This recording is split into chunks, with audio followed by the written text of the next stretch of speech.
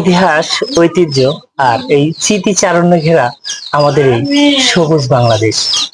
এই বাংলাদেশের এই ঐতিহ্য এবং স্মৃতিচারণের কিছু বিচিত্রময় বিষয় আপনাদের সামনে আমি মাঝে মাঝেই তুলে ধরার চেষ্টা করি। আজ আমি আপনাদের এমন একটি যন্ত্র দেখাবো যা আধুনিকতার ছোঁয়ায় হারিয়ে যেতে বসেছে।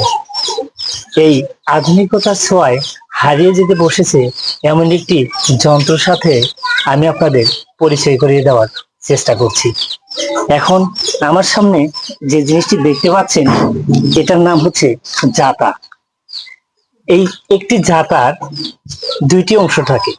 এই দুইটি অংশ দিয়ে জাতিয়ে এই যন্ত্রের দ্বারা বিভিন্ন সময় কালাই মারিয়ে আমাদের মা বোনেরা খেত। তার একটি বিশেষ অংশ আমি আপনাদের সামনে আস্তে আস্তে তুলে ধরার চেষ্টা করছি। যে একটি অংশ আপনারা দেখতে পাচ্ছেন এটা হচ্ছে জাতার একটি পার্শ্ব, আর এটা হচ্ছে অপর পাশ। এই দুইটি মিলেই হবে এই জাতার। জাতা জাতিতে কিছু কালাই মারিয়ে এই যন্ত্রের কিছু বিশেষ অংশ আমি আপনাদের দেখাবো।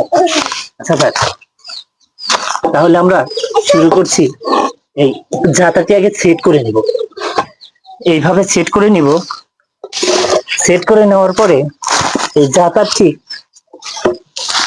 মাঝখানে একটি অংশ বিশেষ রয়েছে।